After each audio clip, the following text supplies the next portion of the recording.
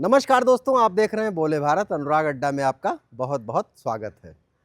बंगाल में ममता बनर्जी की हार के बाद एक बारगी तो ऐसा लगा था कि इंडिया ब्लॉक को एक नई मजबूती मिल रही है।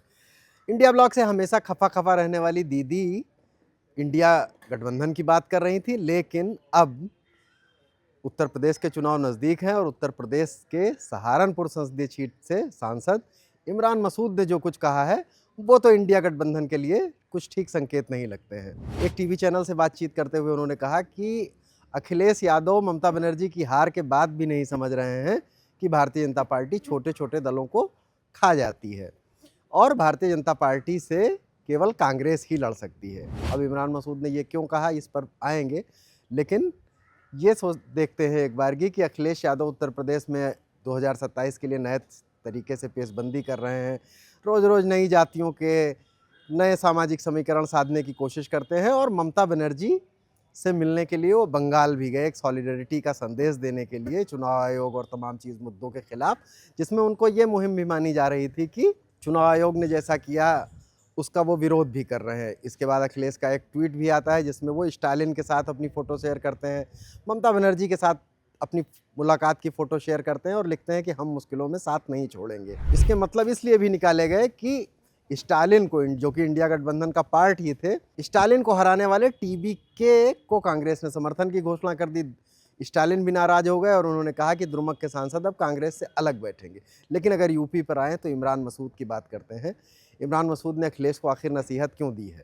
अक्सर आप देखेंगे कि इमरान मसूद अखिलेश को नसीहत देते रहते हैं। ये कोई पहला मौका नहीं है कि बंगाल चुनाव की हार के बाद जब भारतीय जनता पार्टी के नेता भी कह रहे हैं कि अखिलेश यादव में छटपटाहट बढ़ गई है, तब इमरान मसूद ने ऐसी बात क्यों कह दी जो कि समाजवादी पार्टी और कांग्रेस के गठबंधन को थोड़ा असहज कर सकती है। अभी थोड़ा पहले पीछे चले जाइए, जब सदन में ये महिला आरक्षण परिसीमन बिल पर बहस हो रही थी, तब अखिलेश यादव ने अपने भाषण में ये भी जिक्र किया था पिछड़ी और दलित महिलाओं के साथ। उन्होंने कहा था कि मुस्लिम महिलाओं को भी आरक्षण में बात करनी चाहिए। इस पर जब इमरान मसूद की प्रतिक्रिया मांगी गई तो उन्होंने कहा कि इस तरह की राजनीतिक बातें करने से क्या फ़ायदा जो संभव ही नहीं है। उन्होंने कहा कि धर्म के आधार पर मुस्लिमों को आरक्षण नहीं मिल सकता है और अगर आप राजनीतिक तौर पर दे देंगे तो उसे कोर्ट में कहीं ना कहीं रोक ही लिया जाएगा। और इससे पहले भी जब तब इमरान मसूद सपा में भी रहे हैं, कांग्रेस और सपा के उन्होंने कई चक्कर लगाए हैं, लेकिन ये कहा जाता है कि समाजवादी पार्टी के नेता, खासतौर से पश्चिमी उत्तर प्रदेश के नेता, सपा की मीटिंग में अखिलेश से ये शिकायत करते रहते हैं कि इमरान मसूद, जो कि कांग्रेस के सांसद हैं सहारनपुर में, उनकी बयानबाजी से पार्टी को काफ़ी नुकसान हो रहा है।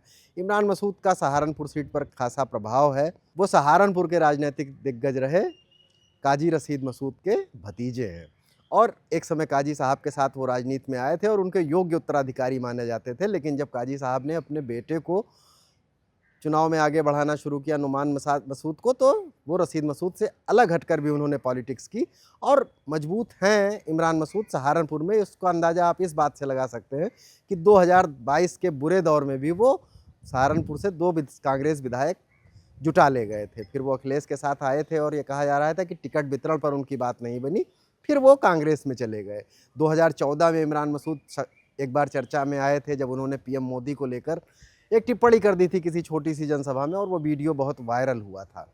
तो ऐसा क्या है, अखिलेश यादव और इमरान मसूद सपा पर लगातार क्यों निशाना साध रहे हैं? क्या ये इमरान मसूद की कोई अपनी निजी राजनीति है जिसमें वो उनकी महत्वाकांक्षा है? वो एक काफ़ी जनाधार और उपलब्ध वाले रहने वाले नेता के तौर पर कम से कम सहारनपुर में जाने जाते हैं। और 2019 में भी जब बहुजन समाजवादी पार्टी और सपा का गठबंधन था, तब भी ये कहा जा रहा था कि वो ये सीट खुद के लिए चाहते थे, लेकिन जब वो सीट बसपा के हिस्से में चली गई तब उनके पास चुनाव लड़ने के लिए सिर्फ कांग्रेस का विकल्प बना था। वो कांग्रेस के लड़े और करीब करीब 4 लाख के आसपास वोट जुटाकर उन्होंने कड़ी टक्कर दी थी। तो अब ये क्या ये माना जाए कि इमरान मसूद की महत्वाकांक्षा, जो कि वेस्ट यूपी की सियासत में बढ़ रही है और ख़ासतौर से मुस्लिम राजनीति में, वो निजी मकसद से ऐसे बयान दे रहे हैं?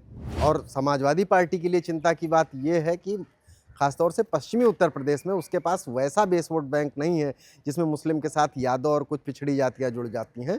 वहाँ पर वो सबसे भरोसेमंद तौर पर मुस्लिमों पर ही निर्भर है और ऐसे में इमरान मसूद का बार बार इस तरह के बयान देना निश्चित तौर पर पार्टी की संभावनाओं को कुछ नुकसान तो पहुंचाता ही है।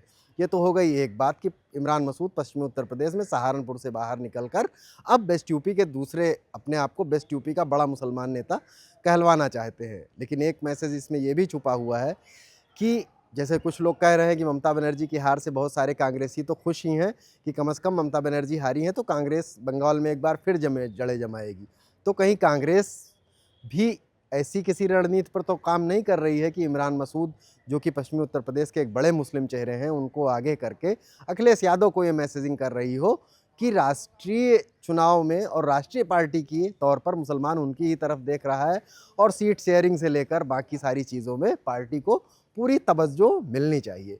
क्योंकि अगर कांग्रेस के सांसदों में आप देखेंगे, पिछली बार संसदीय चुनाव में कांग्रेस 17 सीटें लड़ी थी, 6 उनके सांसद हैं, उसमें इमरान मसूद संसद से लेकर सड़क तक सबसे ज़्यादा वोकल नज़र आते हैं और कभी पार्टी की तरफ से ऐसा भी नहीं कहा गया कि ये उनके निजी विचार है या इसमें इमरान की राय अलग है और पार्टी की राय अलग है। तो राजनीतिक विश्लेषक ये भी मानते हैं कि शायद इमरान मसूद को कहीं कांग्रेस ने तो ये टास्क नहीं दिया है। खैर जो भी हो, अखिलेश यादव बार बार जब उनसे समाजवादी पार्टी के जो मुस्लिम नेता हैं पश्चिमी उत्तर प्रदेश के, वो शिकायत करते हैं तो वो कहते हैं कि कांग्रेस के शीर्ष नेतृत्व से बात करके इस मसले को देख लेंगे। लेकिन अब ये मसला धीरे धीरे बढ़ता जा रहा है और क्या इसे कांग्रेस की मैसेजिंग माना जाए या इमरान मसूद की अपनी राजनीतिक महत्वाकांक्षा माना जाए कि वो पश्चिमी यूपी में अपना कद बढ़ाना चाहते हैं। एक बिंदु का जिक्र यहाँ और भी ज़रूरी है। चंद्रशेखर आज़ाद, वो भी वेस्ट यूपी की राजनीति का एक किरदार है और ये कहा जाता है कि अखिलेश यादव उन्हें बहुत पसंद नहीं करते हैं और चंद्रशेखर आज़ाद से इमरान मसूद के संबंध अच्छे हैं। और एक समय जब सपा और कांग्रेस में आने जाने के बीच बात हो रही थी, तब ये भी माना जा रहा था कि इमरान मसूद चंद्रशेखर आज़ाद के साथ मिलकर भी कुछ अपने लिए नए समीकरण, अपनी राजनीतिक उम्मीद के लिए कुछ समीकरण बना सकते हैं। तो इस तरह से अगर इसमें जो इमरान मसूद, सपा और चंद्रशेखर आज़ाद का त्रिकोण भी मान लिया जाए तो क्या उत्तर प्रदेश की सियासत में कोई नया गुल भी खिल सकता है या उसकी कोशिश हो सकती है या समाजवादी पार्टी पर इस तरह का दबाव बनाकर विधानसभा चुनाव में ज़्यादा सीटें हथियाई जा सकती हैं। अभी उत्तर प्रदेश का चुनाव दूर है, लेकिन अब इतना भी दूर नहीं है कि इस तरह की बातों के राजनीतिक मायने ना निकाले जाएं। जाहिर है कि दबाव बनाने की और दबाव से निपटने की रणनीतियां शुरू हो चुकी हैं। ऐसे में इमरान का ये बयान अखिलेश को और सपा को थोड़ा असहज करने वाला तो है ही है। अनुराग अड्डा में आज यहीं तक। कल फिर किसी नए मुद्दे के साथ हाजिर होंगे। तब तक के लिए इजाज़त दीजिए। देखते रहिए बोले भारत। नमस्कार, धन्यवाद।